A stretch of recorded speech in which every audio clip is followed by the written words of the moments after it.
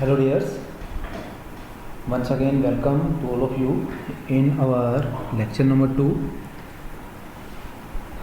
तो जैसा कि मैंने आपको फर्स्ट लेक्चर में भी बताया था, तो सेकंड लेक्चर में हम डिस्कस करेंगे means principle of transmissibility. Okay, तो what is the principle of transmissibility? It states that the principle of transmissibility states that the point of application of a force can be moved anywhere along its line of action without changing the external reaction forces on a rigid body.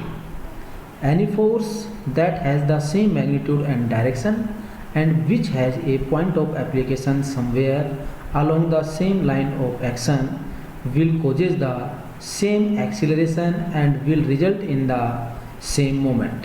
Therefore, the point of application of forces may be moved along the line of action to simplify the analysis of rigid bodies. ठीक है, means इसका मतलब ये है कि means कोई भी rigid body है, ठीक है, वो किसी भी शेप में हो सकती है, तो उसके ऊपर अगर हम कोई भी एक फोर्स लगाएं, पॉइंट ऑफ एप्लीकेशन, इसका मतलब है कि सपोज ये कोई भी हमारे पास एक बॉडी है, ठीक है, और इस बॉडी के इस पॉइंट पर कोई भी एक एक्सटर्नली फोर्स लग रहा है, ठीक है। तो मैंने आपको पहले बताया था कि फोर्स जो होता है उसका मैग्नीट्यूड भी होता है और उसका डायरेक्शन भी होता है। मीन्स उसका मैग्नीट्यूड कितना फोर्स लग रहा है, मीन्स 10 किलो न्यूटन लग रहा है, 20 किलो न्यूटन लग रहा है, 100 किलो न्यूटन लग रहा है, ठीक है, that is called the magnitude of the force. Next है डायरेक्शन। डायरेक्शन मीन्स जो किसी भी फोर्स की डायरेक्शन है उसको हम एक वेक्टर क्वांटिटी से रिप्रेजेंट करते हैं, एक वेक्टर से रिप्रेजेंट करते हैं। तो जैसे कि आप देख रहे हैं यहाँ पर एक रेड ये एरो हेड आपको दिखाई दे रहा है, तो मीन्स अगर हम इस फोर्स के मैग्नीट्यूड की बात करें तो from this point to this point, from this point to this point so the magnitude of the force, ठीक है। जितना ज़्यादा मैग्नीट्यूड होगा तो उतना ज़्यादा ही क्या लगेगा, फोर्स लगेगा, ठीक है। ओके, अब है डायरेक्शन कि मीन्स जो फोर्स लग रहा है वो किस डायरेक्शन में लग रहा है। तो मीन्स जैसे कि आपने सुना होगा पुश फोर्स है या पुल फोर्स है, ठीक है। तो मीन्स जो फोर्स की डायरेक्शन है, सपोज इस लाइन पर आपका हेड जो एरो बना हुआ है वो यहाँ पर है, इसका मतलब है जो फोर्स आपका लग रहा है means towards the rightward direction, means from this point to this point like this, ठीक है, that is called the direction of the force. Okay, similarly जैसे कि आपके पास ये वाला डायरेक्शन है, ये कोई वेक्टर है, ये भी फोर्स की डायरेक्शन को शो कर रहा है जो कि एक पर्टिकुलर एंगल पर एक्ट हो रहा है। अगर मैं आपसे बात करूं कि अगर किसी भी फोर्स का हेड है या एरो है वो अगर इस पॉइंट पे आ जाए तो इसका मतलब क्या है कि फोर्स आपका from this point to this point means right to left लग रहा है आपके पास, क्लियर चीज़। तो मीन्स जो फोर्स होगा उसे हम वेक्टर से रिप्रेजेंट करेंगे, जो आपके पास वेक्टर में जो एरो बना होगा, ठीक है, जो हेड पॉइंट होगा उस वेक्टर का मीन्स वो उसकी डायरेक्शन को शो करेगा, ठीक है।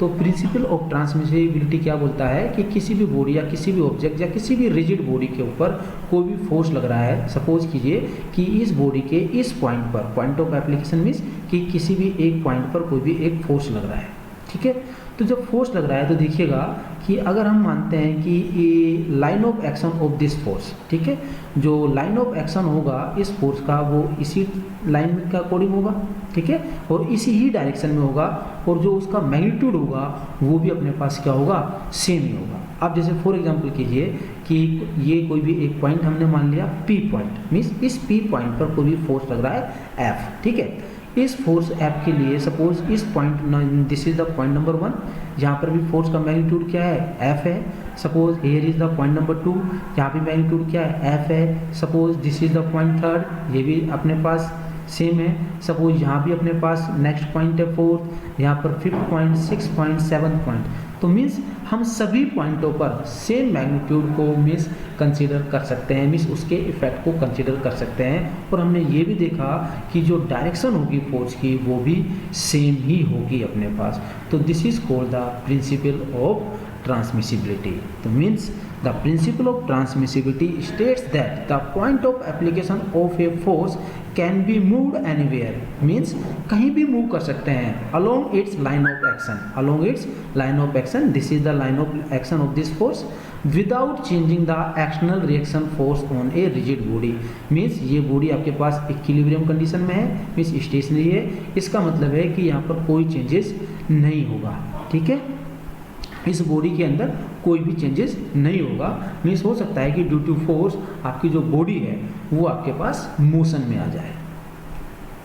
तो these are the some example जिससे हम देख सकते हैं कि जो मैग्नीट्यूड ऑफ द फोर्स या डायरेक्शन ऑफ द फोर्स या line of action of the force, ठीक है। जैसे यहाँ पर कोई भी एल सेक्शन है, इस पॉइंट है, कोई यहाँ पर कोई पॉइंट है, यहाँ पर कोई फोर्स लग रहा है, इसकी डायरेक्शन टॉप टू बॉटम है, तो this line, complete line is called line of action. Means इस फोर्स की जो मैग्नीट्यूड होगा यहाँ भी सेम होगा, इस पॉइंट पर भी सेम होगा, this point and this point, ठीक है। लेकिन जैसे हमने बोल तो दिया कि जो रिजिड बॉडी पर जब फोर्स लगाते हैं तो रिजिड बॉडी के अंदर कोई चेंजेस नहीं होते हैं, क्योंकि रिजिड बॉडी बोलते हैं उसी को कि जिसके अंदर कोई चेंजेस ना हो। बट अगर हम बात करें इंटरनली बॉडी की, कि जब भी हम कोई फोर्स लगाते हैं तो बॉडी के अंदर कुछ चेंजेस आते हैं ड्यू टू स्ट्रेसेस, ठीक है।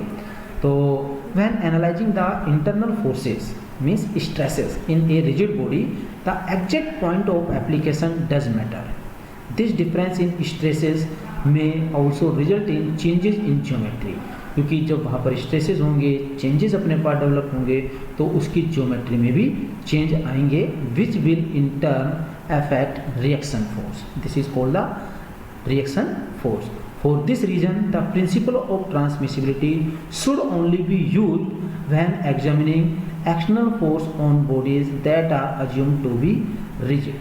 तो जो प्रिंसिपल ऑफ ट्रांसमिसिबिलिटी सिर्फ हम वहाँ पर ही यूज़ करेंगे यहाँ पर रिजिड बॉडी है और वहाँ पर कोई भी एक्शनल फोर्स लग रहा है। क्लियर चीज़, मीन्स बॉडी के अंदर कोई भी चेंजेस नहीं आते हैं। That is called the principle of transmissibility. Now we will discuss about the force system and resultant.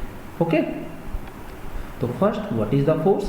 The study of bodies at rest or in equilibrium under the action of forces requires the concept of force, moment and couple.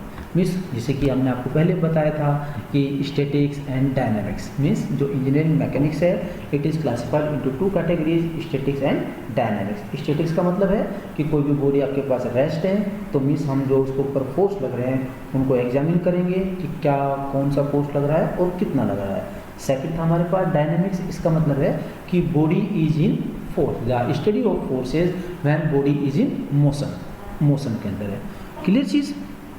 तो first है कि force क्या होता है। Force is a vector quantity, जैसे कि मैंने आपको पहले बताया है, hence it is described by magnitude and direction, ठीक है। कोई भी फोर्स है वो एक वेक्टर होता है और फोर्स का मैग्नीट्यूड भी होता है और उसकी डायरेक्शन भी होती है, ठीक है। लाइक दिस, ये आपके सामने एक डायग्राम दिखाया गया है। ये आपके पास कोई भी एक बॉडी हो गई या कोई भी ऑब्जेक्ट हो गया, ये कोई भी पॉइंट ऑफ एप्लीकेशन है, मीन्स इस पॉइंट के ऊपर फोर्स लग रहा है, this is the magnitude of the force and this is the line of action, ठीक है। तो इस पॉइंट पर भी अज्यूम कर सकते हैं हम, इस पॉइंट पर भी अज्यूम कर सकते हैं एंड दिस पॉइंट पर भी, क्योंकि जो फोर्स लग रहा है इस पॉइंट पर ये कंप्लीट बॉडी को इफेक्ट करेगा अपने पास। क्लियर चीज़। जैसे आप किसी भी बॉडी है, मीन्स उसके सपोज इस बॉडी का कोई भी हैंडल है और उस हैंडल को पकड़कर आप उसको खींच कर लेकर जा रहे हैं, मीन्स उसके ऊपर पुलिंग फोर्स लगा रहे हैं, तो बॉडी तो पूरी की पूरी अपने पास मोशन में आ रही है। क्लियर चीज़। तो मीन्स आपको कितना फोर्स लगाना पड़ा उस बॉडी को पुल करने के लिए, तो मीन्स जो फोर्स आप लगा रहे हो, जो पुलिंग फोर्स आप लगा रहे हो तो उसको कुछ मैग्नीट्यूड होगा। मीन्स सपोज कि 10 किलो न्यूटन फोर्स लगाने पर बॉडी इजीली आपके पास मूविंग कंडीशन में आ रही है, ठीक है। तो magnitude of force is 10 kilo Newton, आपने इतना फोर्स लगाया। अब डायरेक्शन क्या है कि मीन्स आप इस फॉरवर्ड टू बैकवर्ड मूव कर रहे हैं या फिर फॉरवर्ड टू बैकवर्ड मूव कर रहे हैं, ओके। आगे हम देखते हैं मोमेंट ऑफ ए फोर्स। तो व्हाट इज द मोमेंट? तो first of all we discuss about the moment of a force. तो moment of a force about an axis passing through the point A, the tendency of a moment is to cause rotation about the point A. Suppose कीजिए कि कोई भी एक body है, moment का means हो गया कि एक तरह का टॉर्क, ठीक है, मोमेंट को आप टॉर्क भी बोल सकते हैं, मीन्स किसी भी बॉडी या किसी भी ऑब्जेक्ट को रोटेट कराना अपने पास। क्लियर चीज़। तो मीन्स सपोज कीजिए कि आपके पास कोई भी एक बॉडी है, उसके ऊपर आपने कोई भी एक फोर्स लगाया है, मीन्स एक तो उसको रोटेट करने के लिए कोई भी फोर्स लगा रहे हैं, तो means that is called the moment of a force, क्योंकि जो बॉडी होगी वो एक पॉइंट, एक एक्सिस के अबाउट रोटेट करेगी अपने पास। तो मीन्स उसका मैग्नीट्यूड क्या होगा, डायरेक्शन ऑफ मोमेंटम क्या होगी अपने पास, तो ये हम फाइंड आउट करते हैं with the help of right hand rule. ठीक है, राइट हैंड रूल मीन्स आप अपने राइट हैंड को पकड़िए, मीन्स इसमें अपने पास फिंगर्स हैं और अपने पास थंब है। ठीक है, तो थंब अपने पास जो फिंगर्स हैं वो आपके पास डायरेक्शन को शो करेंगी लाइक दिस। तो प्रिंसिपल ऑफ मोमेंट क्या बोलता है आपके पास, it states that moment of force is equal to the sum of moments of its component. Means principle of moment बोलता है कि मोमेंट ऑफ ए फोर्स, किसी भी एक फोर्स का मोमेंट मीन्स उसके टोटल कंपोनेंट के मोमेंट के बराबर होगा।